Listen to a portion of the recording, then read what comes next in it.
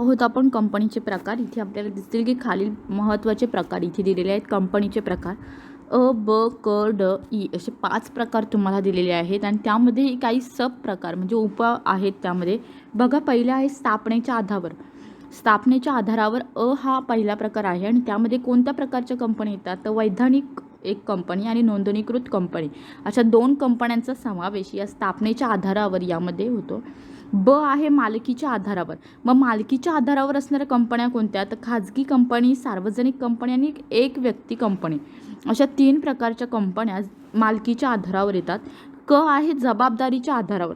मग जबाबदारीच्या आधारावर किती कंपन्या असतात तर भागांनी मर्यादित कंपनी, हमीने मर्यादित कंपनी आणि अमर्यादित कंपनी अशा 3 कंपन्यांचा प्रकार जबाबदारीच्या आधारावर असतात.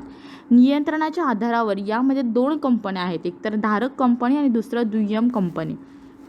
येस. आणि नंतर आहे इतर प्रकार. आता शेवटचा प्रकार आहे तुमचा इतर प्रकार. तर त्यामध्ये कोणकोणत्या आहेत तर सरकारी कंपनी, विदेशी कंपनी, निष्क्रिय कंपनी, सूचीबद्ध कंपनी, लहान कंपनी म्हणजे छोटी कंपनीसुद्धा आपण त्याला बोलू शकतो, सहयोगी कंपनी आणि शेवटचा आहे नफ्यासाठी नसलेली कंपनी.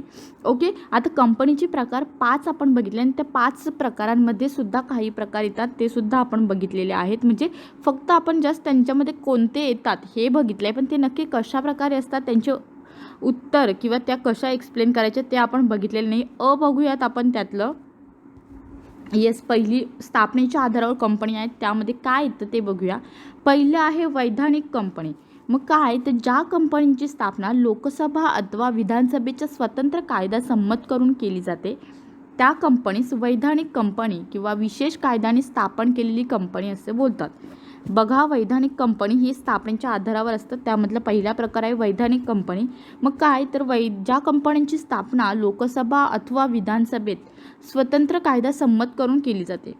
ओके. ज्या कंपनीची स्थापना लोकसभा आणि विधानसभेच्या स्वतंत्र कायदा संमत करून केली जाते त्यांना वैधानिक कंपनी असं बोलतात किंवा विशेष कायद्याने स्थापन केलेली कंपनी असं बोलतात. तर त्यामध्ये कोणत्या येतात तर उदाहरण त्यांनी इथे दिलेले reserve bank of India, state bank of India, unit trust of India आणि आयुर्विमा महामंडळ इत्यादी. म्हणजे ह्या काय असतात तर लोकसभा आणि विधानसभेत स्वतंत्र कायदा संमत करून तयार केलेल्या या कंपन्या आहेत. ओके. दुसरं आहे नोंदणीकृत. स्थापनेच्या आधारावर मधली दुसरी कंपनी आहे नोंदणीकृत कंपनी.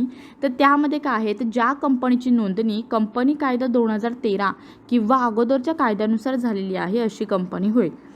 बघा, नोंदणीकृत कंपनीमध्ये काय आहे तर ज्या कंपनीची नोंदणी कंपनी कायदा 2013 किंवा अगोदरच्या कायद्यानुसार झालेली आहे त्याला नोंदणीकृत कंपनी असं बोलतात. आता आपण पहिलं बघितलं स्थापनेच्या आधारावर, त्यातील 2 कंपन्या बघितल्या. दुसरं बघणार आहोत मालकीच्या आधारावर, त्यातील 3 कंपन्या बघून नंतर आपण स्टॉप करूयात. ओके. बघूयात पुढचं मालकीच्या आधारावर. आता मालकीच्या आधारावर बघितलं तर आपण तर पहिले आहे खाजगी कंपनी. मग खाजगी कंपनी काय तर एक कंपनी कायदा 2013 कलम 2 सब कलम 68 नुसार खाजगी कंपनी म्हणजे अशी कंपनी की ज्या कंपनीचे वसूल भाग भांडवल नियमावलीद्वारे स्पष्ट केले जाते आणि जिच्या नियमावलीत खालील अटी नमूद केलेल्या असतात. आता खाजगी कंपनीसाठी इथे काही अटी दिलेल्या आहेत. पहिली आहे भागधारकांना त्यांचे भाग सहजरित्या हस्तांतर करता येत नाही. खाजगी कंपनीसाठी सभासद कमीत कमी 2 किंवा जास्तीत जास्त 200 इतकी कायद्याने निर्धारित केलेली आहे.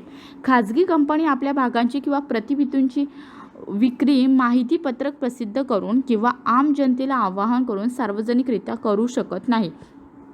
खाजगी कंपनीचे रूल्स इथे दिलेले आहेत, अटी दिलेल्या आहेत. बघा, अशी कंपनी की ज्या कंपनीचे वसूल भाग भांडवल नियमावलीद्वारे स्पष्ट केले जाते. मग नियमावली कोणती तर यामध्ये पहिल्या दिलेले का भागधारकांना त्यांचे भाग सहजरित्या हस्तांतर करता येत नाहीत.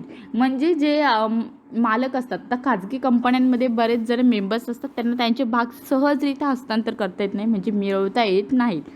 खाजगी कंपनीसाठी सभासद 2 लागतात कमीत कमी आणि जास्तीत जास्त 200 लागतात. ओके. आणि तिसरं आहे खाजगी कंपनी आपल्या भागांची प्रतिभूतींची विक्री माहितीपत्रक प्रसिद्ध करून किंवा आम जनतेला आवाहन करून सार्वजनिकरित्या करू शकत नाही.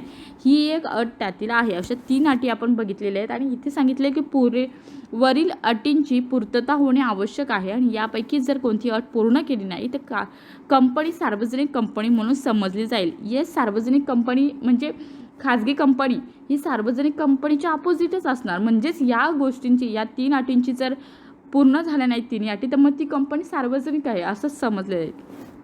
खाजगी कंपनीच्या नावाच्या शेवटी खाजगी मर्यादित किंवा आपल्याला माहिती असेल प्रायव्हेट लिमिटेड असं नाव लिहिलेलं असतो. ओके. आणि इथे दिलेले खाजगी मर्यादित हा शब्द असणे आवश्यक आहे. आणि खाजगी कंपनी ही भागांनी मर्यादित किंवा हमीने मर्यादित अथवा अमर्यादित असू शकते. दुसरी आहे प्रतिभूती. म्हणजे काय इथे दिलेलं आहे बघा. प्रतिभूती म्हणजे असा दस्तऐवज ज्यामध्ये भाग, कर्ज रोखे, बंधपत्र इत्यादींचा समावेश होतो. दुसरं आहे सार्वजनिक कंपनी. मग कंपनी कायद्याच्या कलम 2 किंवा सब कलम 71 नुसार जी कंपनी खाजगी कंपनी नाही ती सार्वजनिक कंपनी. ओके. जी कलम 2 आणि सब कलम 71 नुसार जी कंपनी खाजगी नाही ती सार्वजनिक. आणि त्याची वैशिष्ट्य आहेत भाग हस्तांतरावर कोणतीही मर्यादा नाही. कंपनी स्थापनेसाठी किमान 7 व्यक्तींची आवश्यकता असते. सार्वजनिक कंपनीचे किमान वसूल भांडवल नियमावलीमध्ये नमूद केल्याप्रमाणे असावे. ठेवी स्वीकारण्याबाबत कंपनीस कोणत्याही प्रकारचे बंधन नसते. आता हे सार्वजनिक कंपनीचं आपण आधीसुद्धा बघितलेलं होतं की या पॉईंट आपले झालेले आहेत. तसं बघितलं तर भाग हस्तांतरावर मर्यादा नाही त्यांना कोणतीच, पण खाजगी कंपनीमध्ये असते. कंपनी स्थापनेसाठी किमान 7 व्यक्ती लागतात सार्वजनिक कंपनी सुरू करायला, आणि प्रायव्हेट कंपनीसाठी 2 आणि जास्तीत जास्त 200 होतं. इथे सार्वजनिक कंपनीमध्ये अमर्यादित असतात मेंबर्स, हे सुद्धा आपलं झालेलं आहे. ठेवी स्वीकारण्याबाबत कंपनीस कोणत्याही प्रकारचे बंधन नसते. ओके. शेवटचं यातलं आहे एक व्यक्ती कंपनी. आता एक व्यक्ती कंपनी म्हणजे काय, तर कंपनी कायद्याच्या कलम 2 सब कलम 62 नुसार एक व्यक्ती कंपनी म्हणजे ज्या कंपनीची सभासद संख्या ही एकच असते तिला एक व्यक्ती कंपनी असं म्हणतात. ही खाजगी मर्यादित कंपनी सारखीच असते, परंतु तिला खाजगी कंपनीच्या सर्व औपचारिक बाबी पूर्ण करणे आणि पालन करणे बंधनकारक नाहीत. आता एक कंपनी म्हणजे काय, जी एकच व्यक्ती कंपनी सुरू करते. मग यामध्ये ती कंपनी असं सांगितलेलं आहे की खाजगी कंपन्यांसारखीच असते, पण तेवढ्या अटी त्याला पाळाव्या लागत नाहीत किंवा पालन त्याचं करावं लागत नाही. आणि त्याच्या पुढे इथे काय दिलेलं आहे की जोपर्यंत कायद्यात आणि नियमात बदल होत नाहीत तोपर्यंत ती व्यक्ती एक व्यक्ती कंपनीच राहते, ती कंपनी. ओके.